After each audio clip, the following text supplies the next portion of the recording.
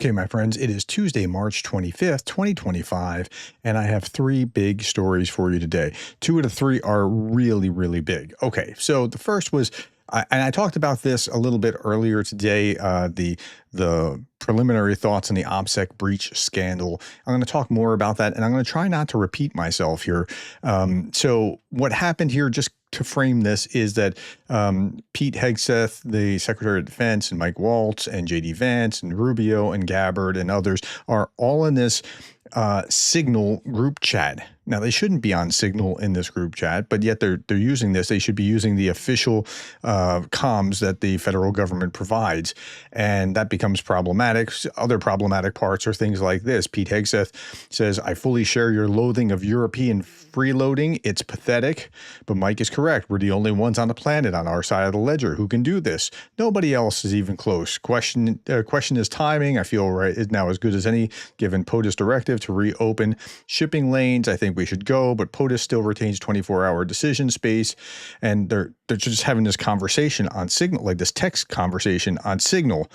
But this European freeloading, this is kind of the demeanor, and this is a big challenging part of this. So now what happened was that this guy, Jeffrey Goldberg, the author of this piece in The Atlantic, he's the editor of The Atlantic, I think, wrote this article, "The Trump administration accidentally tested me its war plans." And he was like, at first he didn't believe it. He thought it was like a hoax of some sort. And then he's like, whoa, they just talked about when the bombing was going to hit, and it actually did hit at this time. And like, wow. Okay. And again, I talked about this more in this video here. So if you want more of the background of what happened, because I kind of walked my way through that article. Okay. So there are commentators talking about how the lack of operational security and stupidity is just stunning. I think that's fair. That shouldn't have happened. But it's not just like this commentator that I want to listen to, who's, she got this from her sources who said that. This is a retired general. Let's hear what he had to say. Probably the most sensitive information we have in the armed forces are pending military operations. And in this case, we're talking about the lives of Navy and Air Force flyers. But by the way, we also ought to assume that Signal has been penetrated by many intelligence organizations. And even the Ukrainian government tells their people, don't use Signal. It's been penetrated by the Russians. They can hack into it. Do not use that for sensitive information at all. To include the Russians and the Iranians. Mm-hmm. So you're basically putting the lives of U.S. service people at risk. You're also displaying to the Houthis what targets are after, and so they can take measures to disperse or avoid the attack. Mm-hmm.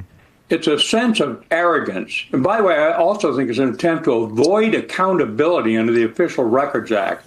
That's another potential problem here. That might not have been what's motivating it, but that's not the way the law is going to see it, that they need to be doing what they're doing officially through official channels, because there's FOIA involved. Like, FOIA is the Freedom of Information Act. Even when I was on my school board, I was told, like, don't put anything into an email that is sensitive, that can be, it is able to be seen by the public. So be very careful what you write. So when I wanted something that I wanted the public to be able to see, I would type it all out in crystal clarity into those emails.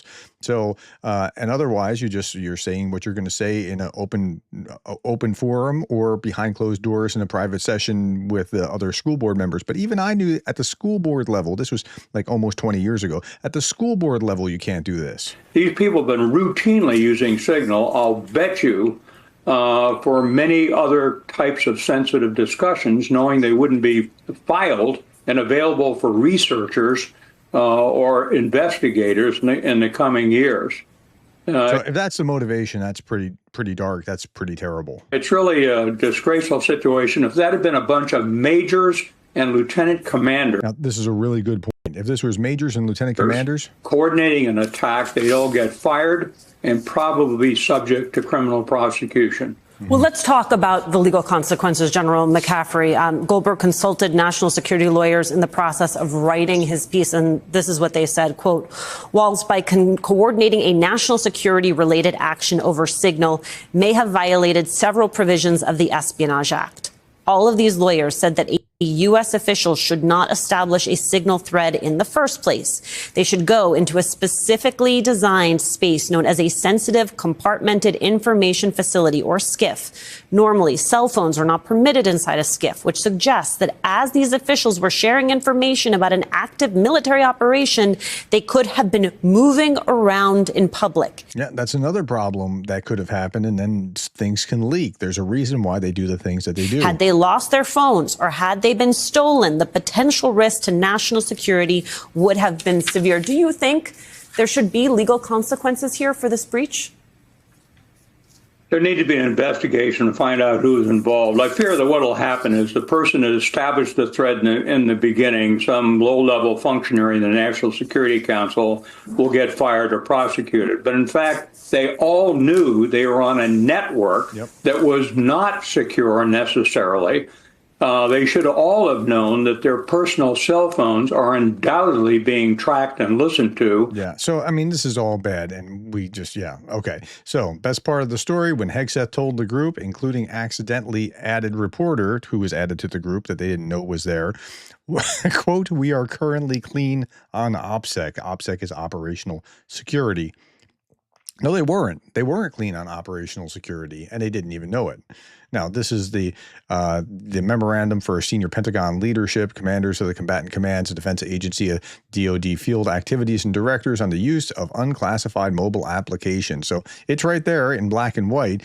This is what it says about unclassified CUI information. The misuse and mismanagement of mobile apps possesses a cybersecurity and operational security risk. That's right, it does. Now, as if the irony isn't rich enough, Tulsi Gabbard said on 3/14/25, today is 3/25/25, and she said this: "Any unauthorized release of classified information is a violation of the law and will be treated as such." So was this unclassified or classified or unclassified? I'm not exactly sure, but it's not making her look good because she was part of that small group chat. I mean, it's just like a fiction writer. If a fiction writer had written this, I wouldn't believe it. I'd be like, yeah, that's too farcical, but here we are. And then another bridge. Here is Pete Hegseth talking about this back in 2016 in a different context. Professional, military, government, or otherwise, would be fired on the spot for this type of conduct and criminally prosecuted for being so reckless with this kind of information. The fact that she wouldn't be held accountable for this, I think, blows the mind of anyone who's held. She who? Well, Hillary, because look at this. This is 2016 election, right? Yeah, there we are. Our nation's secrets dear, who's had a top secret clearance like I have and others who know that even one hiccup causes a problem. He knows because he's had a top secret clearance and he knows, well, okay. So, yeah. Was it a mistake? Yeah. Could it have been avoided? Absolutely. Did they know that there was a reporter in there? That's the problem. They didn't. And they shouldn't have been on signal to begin with. Okay. In my opinion, there are 5 problems with Jeffrey Goldberg leak. 1, talk about, oh, by the way, this is Tom Rogan. He is from the Washington Examiner, a right-leaning publication. In my opinion, there are 5 problems with a Jeffrey Goldberg leak. 1, talk about military operations that, if compromised, would have involved threat to the mission or U.S. naval aviator lives. Like, people could have died because of their laxness. Only Goldberg's self-censorship avoided compromise of top-secret planning and operational insights. So Goldberg is to be praised for his role, and I said this morning in the other video, of not just coming out beforehand, before the strikes, and trying to make some kind of deal of this, but waiting till after this happened, publishing it so you're seeing this is what's actually happening. This is the right approach for this is what journalism is supposed to be. So I don't know what he's done in other places, but let's compartmentalize. He did the right thing here. Using an encrypted app that, while good, can be penetrated by China, Russia, Israel, France at a minimum. And we know through the Ukrainians that the Russians have penetrated Signal. So this is kind of bad. One device plus app penetrated. The chain is penetrated if mill ops talk, presumably also other stuff. Foreign intelligence will now aggressively see what else can be finished or fished out. Okay, so now number 3, why not government secure comms? Is it to avoid federal record laws? Maybe not. Government secure can be that laborious and not that user-friendly. I would imagine it's not that user-friendly. But all primaries on Goldberg chain have secure comms 24 hours a day. So all of them are able to reach out to each other. And if government DoD employees must avoid high sensitivity conversations on apps, why not the bosses? Like if an underling would have gotten fired for this, why shouldn't the bosses? Okay, talk about number 4, talk about internal administration debates and foreign policy on Europe, etc. Wouldn't this be like top secret? Did you want this to come out? And yeah, okay, finally 5, Hillary email server was, contrary to media spin, it was very bad. But so is this. Like, if you said that this was bad when Hillary did it, you've got to say that it's bad now, and vice versa. If you say it's bad now, you should have been saying that it was bad when Hillary said it. And any conversation or conservative spin that says otherwise will be ludicrously hypocritical. Yeah, it is hypocritical to not call this out, especially if you were calling out Hillary. Okay, so here's Senator Mark Kelly of Arizona, career military and then NASA. Notice to White House staff, there is a room in the building and secure systems where you are supposed to have these discussions. Signal ain't it. Your recklessness put the lives of those pilots at risk. You got lucky. Time to reevaluate the way that you're doing things. That's right. They got lucky, but it could have been really, really bad. Okay, so this is a fake made-up version. I created this out of you can create a fake. It's ifaketextmessage.com, right? Now, here's how it could have been, I think, okay within the rules. If they just to signal each other that they want to talk, if J.D. Vance said, tag, you're it, and then somebody said, no, you're it, like, okay, now we know who we're talking to. Okay, and then you pick up the secure comms, talk through there. I'm not even sure that that's legitimate, but that would be a whole lot better than talking outright about whatever it is. This would also confuse your enemy into thinking that you're really childish. So, I mean, for whatever that's worth, maybe that's a good idea. Okay, Trump seemed to not know what was going on here, and maybe he didn't know what was going on. Let's find out. Your reaction to the story in The Atlantic that said that some of your top cabinet officials and aides had been discussing very sensitive material through Signal and included an Atlantic reporter for that. What is your response to that? I don't know anything about it. I'm not a big fan of The Atlantic. To me, it's a magazine that's going out of business. I think it's not much of a magazine, but I know nothing about it. You're saying that they had what? They were using Signal to coordinate on your reaction to the So his first impulse is to hit back at The Atlantic. The Atlantic's not the problem. The problem was the principals using the Signal app when they shouldn't have been. But it is possible that he just didn't know anything about it. He wasn't in that thread, as far as we understand. Okay, here's John Bolton talking about he doubts that anyone will be held accountable for these events, and then said unless Donald Trump himself feels the heat. But of course, nothing's going to happen with that. Here is the Speaker of the House talking about, well, here's what you saw. They were doing their jobs. No, that's not really right either. What you did see, though, I think, was top-level officials doing their job, doing it well, and executing on a plan with precision. Okay, but if they were a private first class, they would have gone to jail for this kind of thing, and this is hypocritical and it's wrong. Trump stands by, this is NBC News, Trump stands by National Security Advisor Mike Waltz, despite disclosing military plans, saying he's learned a lesson. Okay, but you can't learn too many lessons like this. This is a bad idea. Honestly, I have no grudge against Waltz, but this is a fireable kind of offense to have done that. What if somebody died because of this? Okay. Here, this is another really interesting take. This is the defense editor at The Economist magazine saying this: I find myself in the unusual position of having some sympathy for Vance and company on the substance. That is, that the substance of this is, hey, why are we having to pay for clearing the lanes in with the Houthis to make shipping be able to be functional again?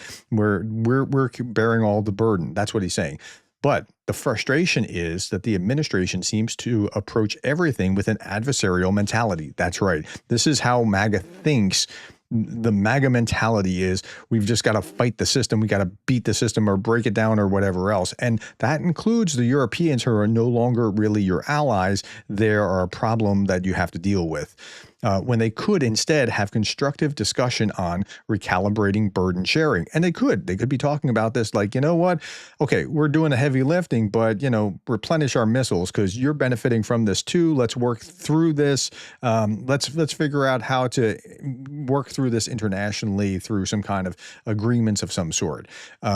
They could have done it that way, but they're just angry at European allies. This is how the U.S. looks into the rest of the world. I saw this cartoon and it breaks my heart. There's the Ukrainian drowning and the American comes along and he swims out to him and takes his watch. I mean, this cartoon hurts my heart, but that's what America's starting to look like here. Okay, let's shift to big story number 2. U.S. Russia to release a joint statement on the Kyiv-Moscow Black Sea ceasefire. Okay, nothing really came of this. They talked, the Americans and the Ukrainians talked for about 40 minutes. And then and a little bit later, they talked with the Russians for 12 hours. And then with the Ukrainians again for 90 minutes. So that's the lopsidedness of this. And a joint statement was supposed to be released. It was not released. U.S.-Russia talks on Ukraine ceasefire ends after 12 hours, but nothing really came out of this. A meeting between U.S. and Russian officials on a partial ceasefire in Ukraine ended after 12 hours. Russian media portrayed it with a joint statement, it was supposed to be a joint statement the next day. Officials are now studying a possible resumption of the Black Sea Initiative, an agreement that allowed millions of tons of grain and other food exports to be shipped from Ukraine's ports. This was President Trump's proposal, and President Putin agreed to it. It was with this mandate that our delegation traveled to Riyadh, they said. But Trump envoy Steve Witkoff has voiced optimism that an agreement would pave the way for a full-on ceasefire. I think you're going to see the Saudi Arabia on Monday, some real progress, particularly as it affects the Black Sea ceasefire on ships between both countries, he told Fox News. And from that, you'll naturally gravitate to full-on shooting ceasefire. I don't think that's going to happen, really. When Putin, in a lengthy phone call with Trump, rebuffed the U.S.-Ukrainian call for full and immediate 30-day pause, he proposed instead a halt to the attacks on energy facilities. So the Russians really don't want to go down that path, but the Ukrainians won't really benefit from that kind of ceasefire in the Black Sea. They actually would, they've already figured out how to get their sea lanes to work without the ceasefire, and they can still attack the Russian ships. Moscow has then also blamed Kyiv after yesterday's marathon Russia-U.S. talks in Saudi Arabia ended without the joint statement expected this morning.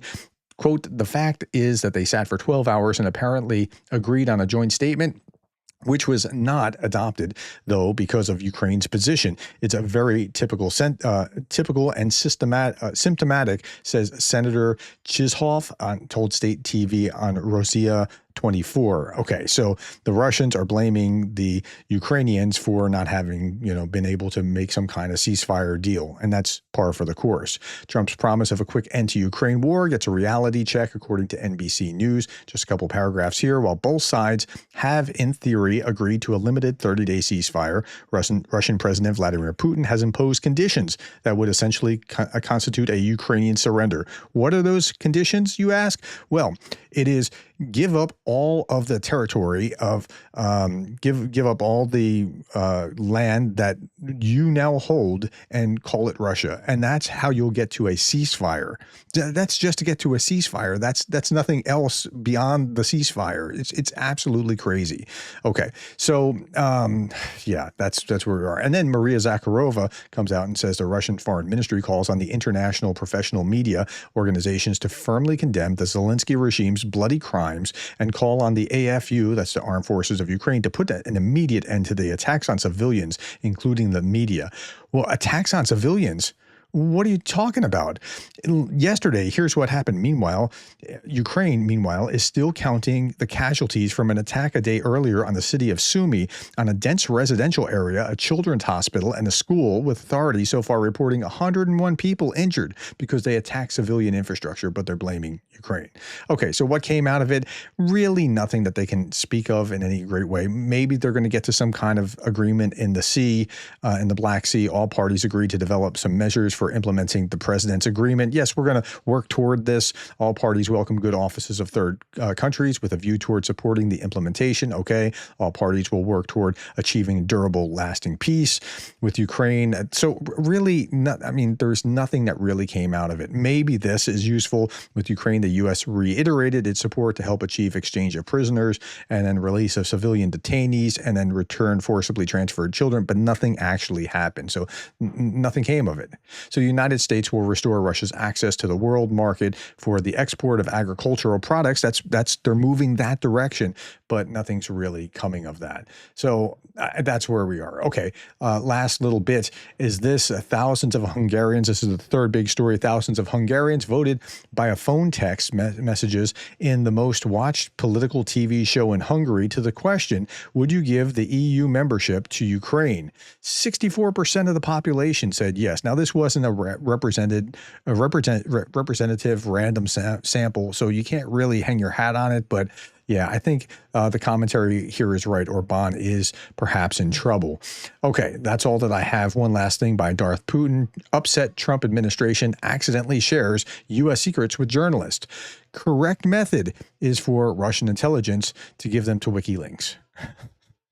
All right, my friends, that's all that I have. Thank you for the time, the likes, the shares, and the subscribes. And thank you for being the kind of person that cares about Ukraine.